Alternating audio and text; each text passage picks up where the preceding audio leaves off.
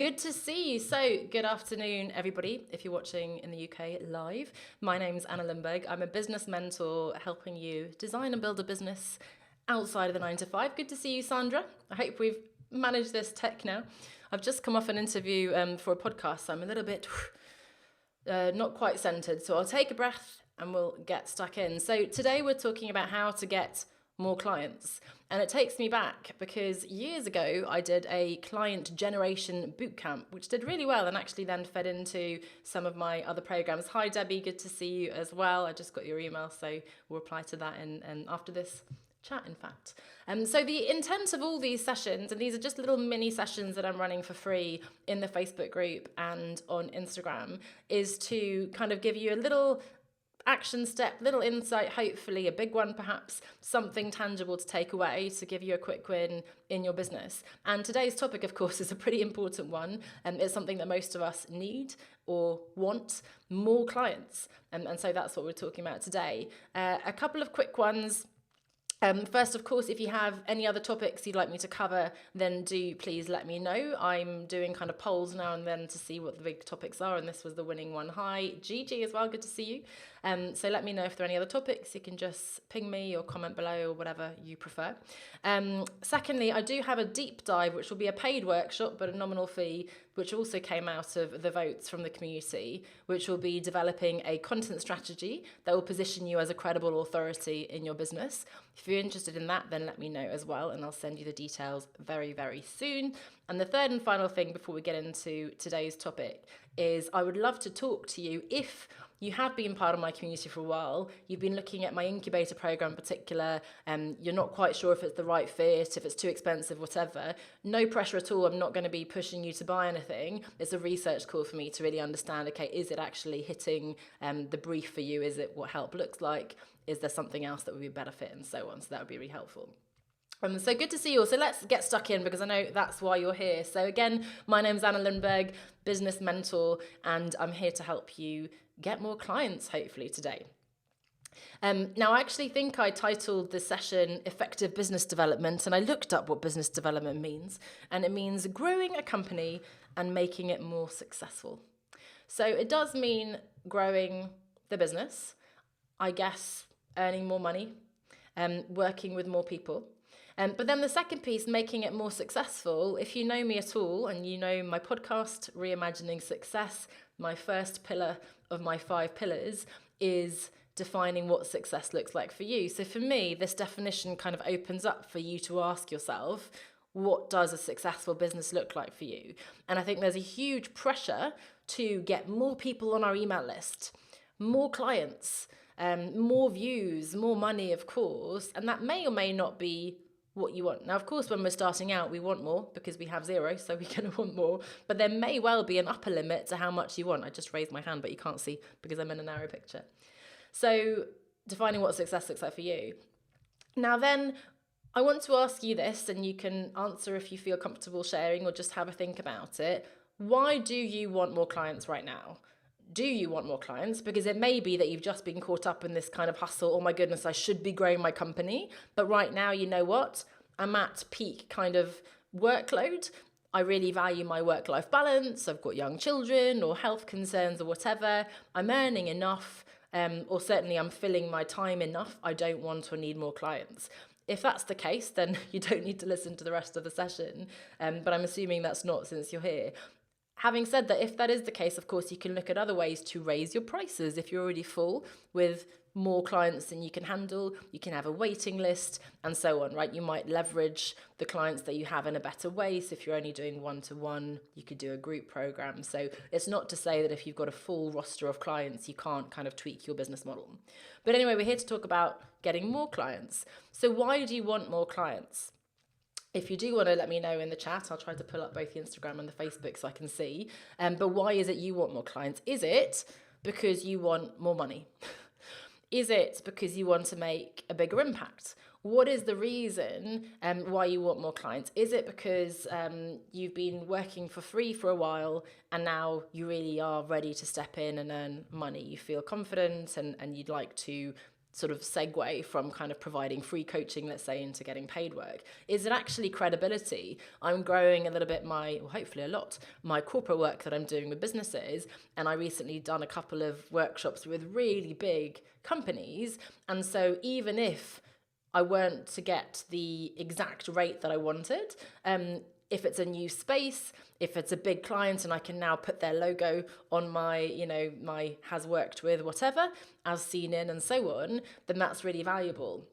So it's really important for you to think about your reasons for getting more clients. And of course, that will then help you understand when to say yes and no to a client. I know, and I won't name names, but I know I've spoken to a couple of you before and you're doing a lot of free work, for example.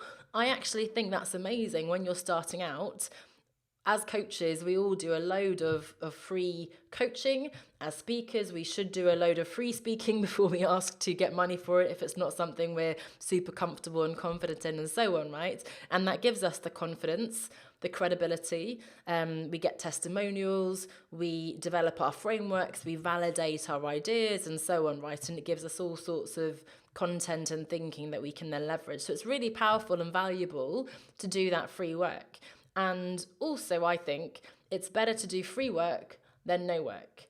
If I'm sitting here, or I have a standing desk now, so if I'm standing here in my office, my calendar is empty, I'm not doing anything, no one is paying me, but I'm also not coaching anyone, I'm not doing any workshops, that's when the gremlins come in. That's when I question, oh my goodness, will I ever get any work?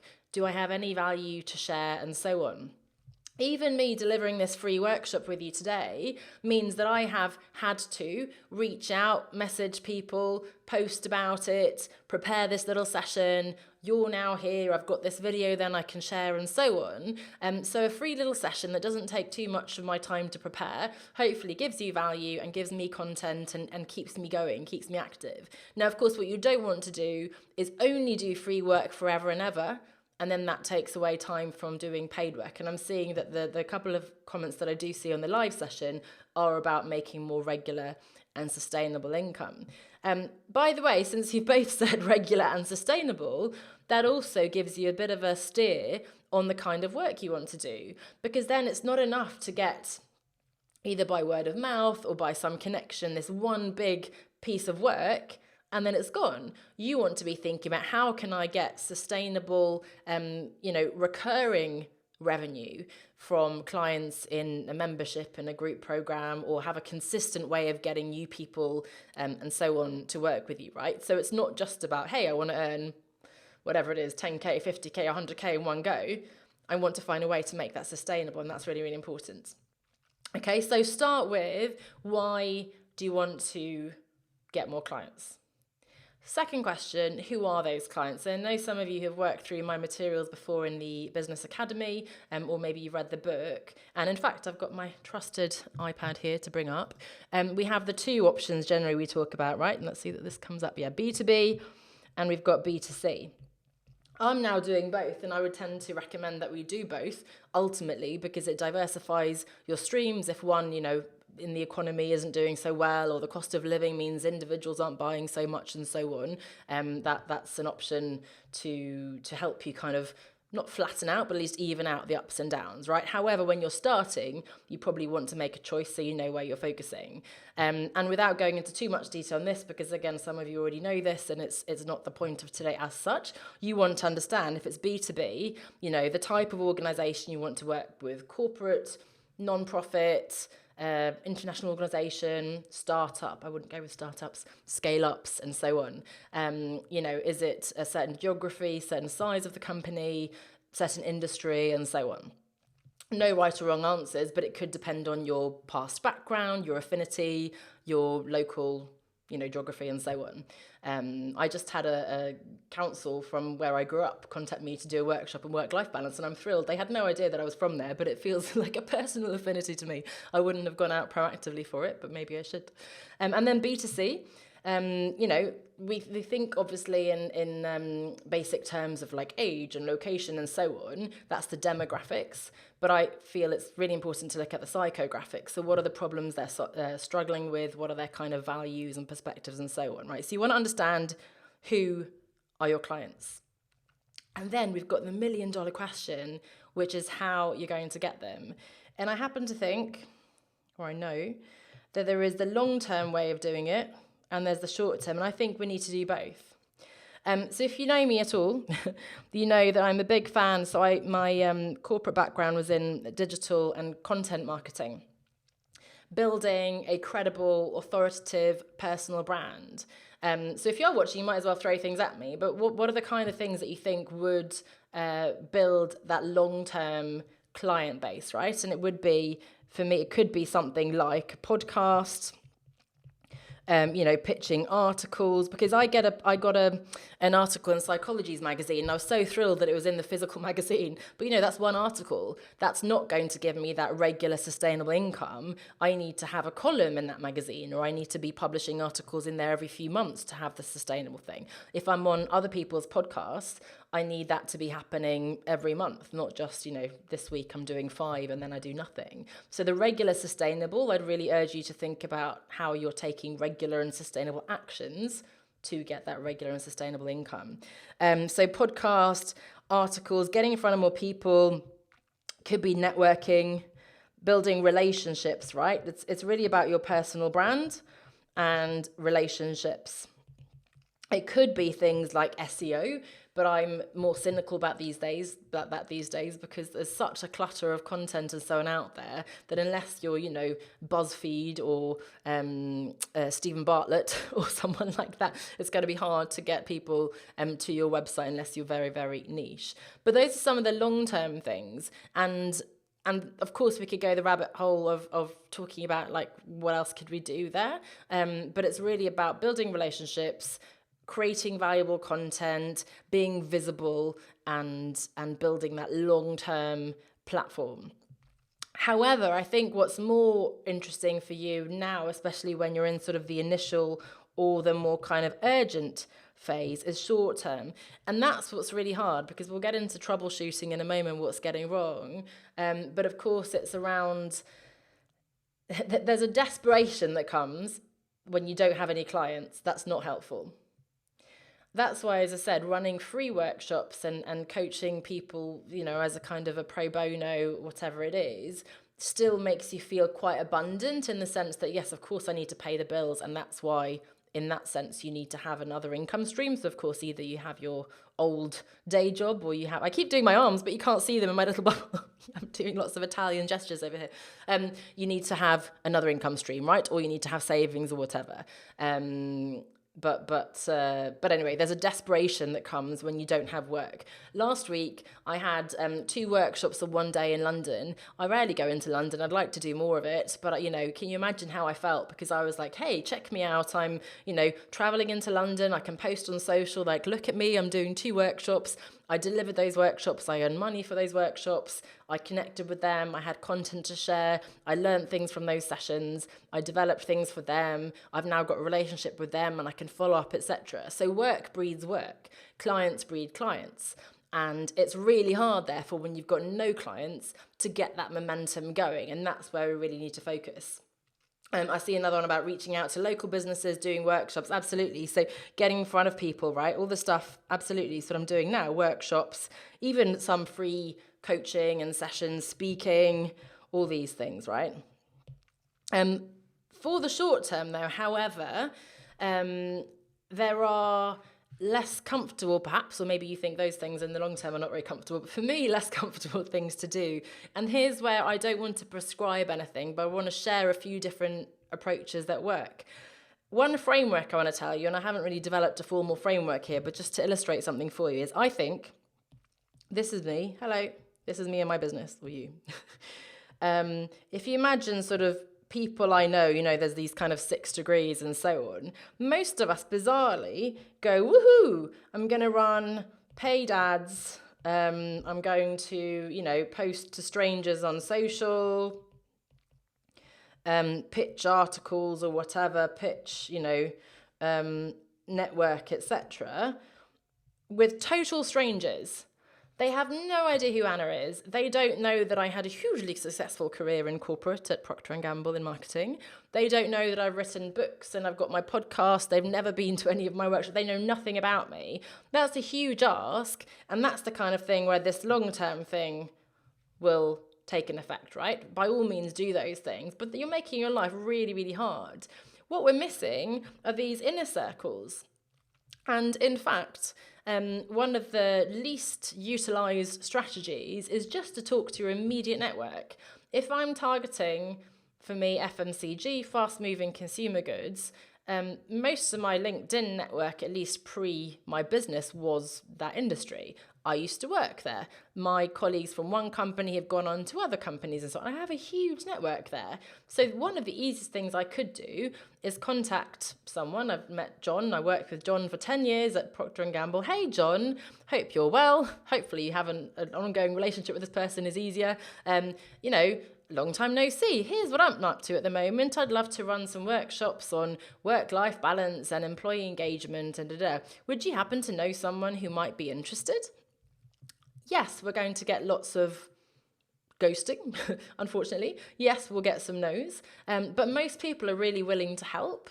And this kind of immediate circle of people you'll be surprised, or maybe not, but pleasantly so, how much people are willing to help.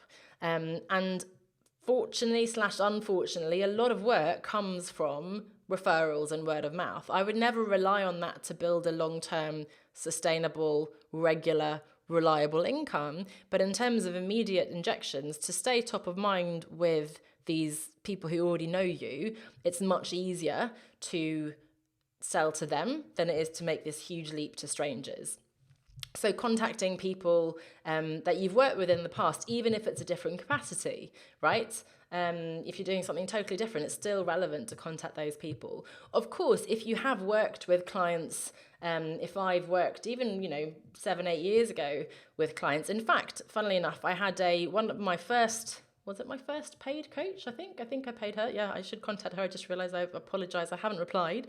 She sent an email saying, I've taken some time off. I'm now back into it. I wanted to see, would you be open to working together again? Now, this was 10 years ago for me. I haven't looked at what she's doing. I probably wouldn't be.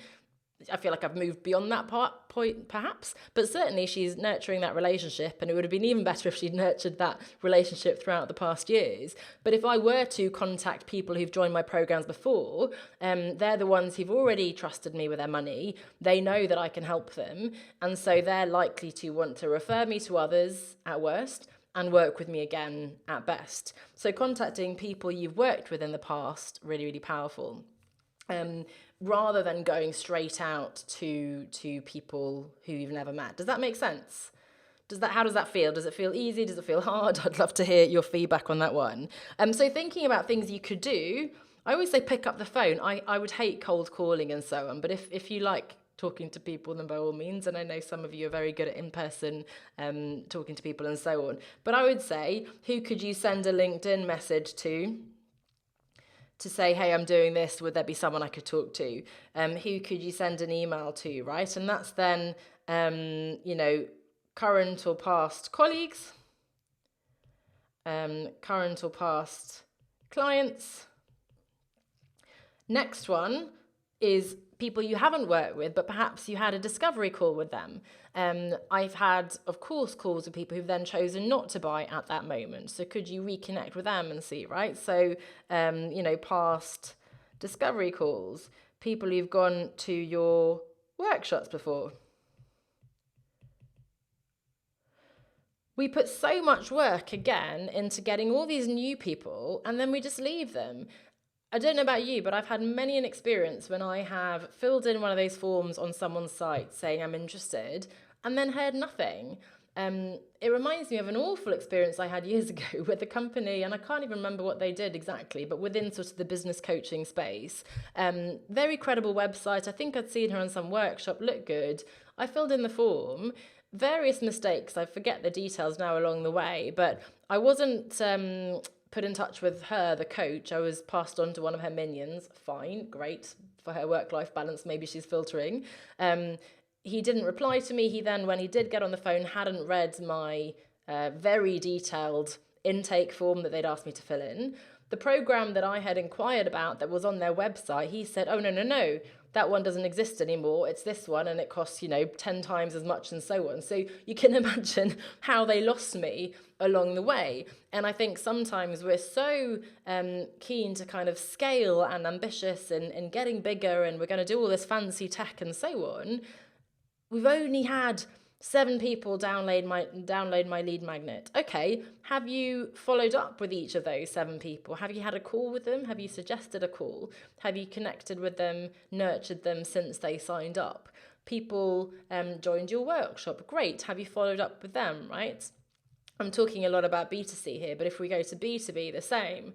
There are experts who teach you a more proactive sales strategy, and I've worked with someone, I can give you the details if you're interested, in terms of selling to corporate, and it's very much old school, but proactive lead generation activities where you're introducing yourself to a cold audience, you're following up, there's a real sort of science to it and a rhythm that you need to do. The last thing you want to do then is spend hours finding someone's email address, getting over yourself enough to send that initial email, kind of starting that off, and then withdrawing and going, this is all a bit, they said no, they obviously don't want me to talk to them, and they think I'm really terrible, and oh my gosh, what a mistake, and never going to talk to them again.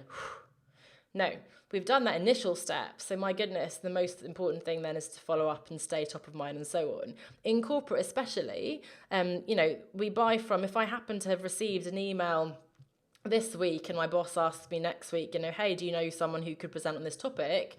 I'm going to think, oh yeah, there was that person who emailed me about sound meditation or about calm and work-life balance, whatever it is, and that will then be the first person I think of. I'll go and have a look and so on, right? So it's sort of getting over ourselves a little bit, and following up is really big. So follow up. But also initially the proactive thing, right? There's a big difference, and I had to learn this the hard way, between marketing and building your brand, and especially the kind of how-to content that used to be really big in terms of like, hey, here are 10 tips to do this and 7 steps and so on. And then actual sales. Are you actually putting out posts? Hey, I'm looking for 5 people who want to solve this problem and get this result. Message me if you're interested. Hey, I have this program. It costs this much. This is how you take the next step. You have to ask for the sale. That's one of the most simple and yet hardest things to do, right? Now, I want to go to kind of troubleshooting. What could be wrong? If I'm not getting clients, and getting, by the way, we could discuss if that's the right word. We talk about generating or creating or finding, identifying. It feels wrong to me, and probably to you too, knowing you as well in my community. So you don't have to talk about getting clients, but it's about connecting with people. Reframe it however you want to do. But remember that you're there to sell a service to them, to help them solve a problem. You're not there just to chit chat as a friend. That's when we're wasting time perhaps on the wrong things and we're missing the point of the conversation. But what about if things go wrong? Well, I think there are 3 reasons. We'll see if I can still fit it on this page. Let's go red for the things that go wrong. One thing, I'm afraid, is your mindset. And I mentioned that, and I know it's so hard because, again, when we've got one of those dips, we doubt ourselves. Oh my gosh, I sent that email. They must think I'm an idiot. I'm not good enough. No one wants to pay me. The offer is wrong. I'm going to create something new and so on, right? That we go through this kind of total overthinking. And it's hard to get out of that. But what I would recommend is a couple of things. One is, of course, always, I say, having the support around you. So whether it's being part of a community, having someone you can get in touch with and just go, hey, this is what's happening. They go, oh my gosh, no, that happened to me. Don't worry, keep doing this and so on, right? So just someone who can go, that's normal. Don't overthink it. Keep doing what you're doing and you will get results. So that's really important. So having the support. And then the other thing, and I'm going to say this about 10 times, is taking action. I think the best thing you can do, and I can do, when I'm feeling nervous about something, is to lean in at the moment when I most want to lean back. If I'm stressing, oh my gosh, I don't have enough clients, I'm not earning any money, the worst thing I could possibly do is to stop doing what I'm doing, to go back and create another beautiful thing, to change my website, to maybe go on to LinkedIn and see if there's a job I could apply to. I'm totally reinforcing the very thing that I fear most. And maybe that's a self-protection mechanism, but ultimately, unfortunately, that's self-sabotage, and I'm making the very thing that I fear most an inevitability. So I'm sorry if that's harsh, and it happens to all of us, but really try to lean in, and that support, or the mentorship will really help you to do that when you most want to lean back, right? The second one then is the strategy. Do you know what your strategy is? If you are following, for example, this proactive messaging strategy, then are you doing it? Do you have the right message? Are you targeting the right people? Are you in the right place? Are you following up consistently? And then looking at the data to see, okay, well, out of 100 people I contacted, 10 people replied, I got 2 calls and 1 sale. I don't know, right? So looking at those numbers. If you don't know which strategy you're following, then that's a really important one to look at, right? Either get help from someone, or decide which one. Okay, I'm going to really focus the next month, the next quarter on this particular strategy, right? And I would encourage you to do a mix of short-term and long-term. If you only do the short-term, I think that's not really building that kind of long-term, sustainable, authentic, enjoyable business. But if you only do the long term, you're not going to make money in the next coming months. So if you're not in a rush, by all means, do what I did, which is do the very, very slow journey through building your brand, and that will pay off, I promise. But I would really make sure you sprinkle in the kind of the short-term sales. And by the way, this short-term one can be quite pragmatic. So I always say long-term, be idealistic, naive, optimistic, whatever you want to call it. Have faith that in the long term, you will get to where you want to be. You will be able to work with the exact clients and love what you're doing, work on your own terms and so on. In the meantime, you know what? I'm going to take that workshop. It's less than I wanted to earn, but great opportunity. It'll get me going to do something. It'll be my first paid client, and you know what? It's money in the bank and experience and credibility and so on, right? I wasn't planning on working with that kind of organization, but again, they've approached me, or they said yes to that, or so-and-so recommended me and so on, right? So being pragmatic in the short term, and by all means be optimistic and idealistic in the long term. So strategy, do you not know your strategy, or are you mixing strategies? Do you not know what you should be doing? That's the second one to look at when you're troubleshooting. And the third one is, again, repeating action, right? Are you actually taking action? I can teach you, and you have been taught, I'm sure, lots of strategies. If you're not implementing them, then that's what's going on. And I'd say probably 9 times out of 10, that's what's happening, right? We're just not doing it. Someone's emailed me. In fact, I heard that on a podcast, I think, recently, where they said, you have a lot of money just sitting in your unanswered emails. Not to say that we should be spending our time on our emails, but there will be people who've reached out to you or asked you something, and you're a bit nervous and like, I don't know how to reply to that, and we kind of leave it. You should pounce on those things. If someone gets in touch, if they're inquiring about your services, that is gold, right? And we should be responding right away. So really taking action. Lean in when you feel like you want to lean out, and make sure that you're actually implementing a strategy. Now, I always say that it can take up to, and I'm sorry this sounds long, 90 days to start reaping the benefits, right? So if I've got a low point now and I've not been earning very much in January, February, it probably means that sort of September, October, November, I wasn't taking a lot of action. The work I'm doing now is going to pay out in the coming 2-3 months, right? So just, be compassionate with yourself if you didn't do the work 3 months ago, but commit now and resolve to doing the work now that will pay out in 3 months. If it doesn't, then you can revisit, hang on a second, how was my mindset? What was the strategy? Why didn't it work? And did I actually implement it? Where was the gap in these 3 things? And if I don't know, of course, try to get help with that. And then try again the next month, the next quarter, and see where that gets you. So I leave it there. We're at the end of the half hour. But reminder from the beginning, what does success look like for you? What does that business look like? Why is it you want or need more clients? That will really guide you. Whether it's impact or income or this regular sustainable income that you talked about is really going to help you choose the right opportunity, say yes, say no, and so on. Then thinking about the how, a combination of long term, it could be a book, right? A book is not going to get you the income right away. So as much as I love writing and I like being a published author, and you might want to as well, that's not what's going to get you the immediate sale. Creating some fancy YouTube series or podcast, these are not going to get you money in the immediate short term. Not to say you shouldn't be doing them, just know that that's the long haul, right? That's the long game. Short term, messaging people you know, someone's saying here, inner circle, Debbie saying, yeah, funny enough, the inner circle is really important. I'll finish on that one, Debbie, because I have people who I know would be so keen to recommend me, but if they aren't quite clear on what I do, they can't refer me, right? And I had a chat with a coaching colleague just the other week. He said, oh, I didn't realize that was what you did. We think that we talk about what we do so much, right? And perhaps in my case, everybody knows the escaping the 9-to-5 message now. They don't know that I also do work-life balance, employee engagement workshops within corporate, for example, so they can't recommend me for that. They might go, oh, she's just about people quitting their jobs, so why would we talk to her, right? So it's really important you're clear on your messaging, and then when you talk to people, make sure they know what it is you do. Again, in those messages to your inner circle, hey, Debbie, I'm now working on doing XYZ for this kind of client to get this result.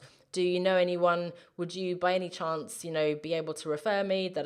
And most people are really happy to do that. But you need to be clear on what it is. And there's that stat that people need to see what you do 7 times, 16 times, whatever it is, to know what you do. So don't think that you're ever going to say it too often.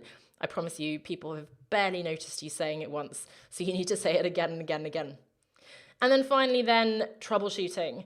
Mindset. Are you just feeling like, oh my God, I can't do this? And if I'm on a call, Jules joins and she asks how much is, and I go, oh, it's usually £1,000, but you know what? I could discount it for you. And actually, it's I don't know. And you're probably busy. And don't worry. Anyway, we're not going to do it.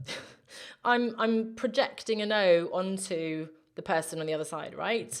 Whereas if this is a call. She might say yes, she might say no. I prepare myself mentally. This is one of a number of calls I have. Yeah, absolutely. The program is this much. You can work in this, and this way. Great. Would you like to join? Silence. It takes a lot of grounding presence, but do what you need to do to get there, right? Light a candle, meditate, take a moment, and of course, make sure you've got more calls in the pipeline, because then that takes the pressure off that one call. So mindset. Do you know what strategy you're following? Are you clear on what you need to do? And then finally, are you taking action? I hope that was helpful. Any questions, let me know. I'll pick them up now after the session. Any other topics you want me to cover, let me know. Again, I've got the developing content strategy for credible positioning workshop coming up. And if you have been looking at my programs, the incubator in particular, I'd love to have a chat with you for research in terms of understanding where you are, what will be the biggest help for you, and how I can better support you in the future. So thanks so much for joining. I'll see you very soon. Bye for now.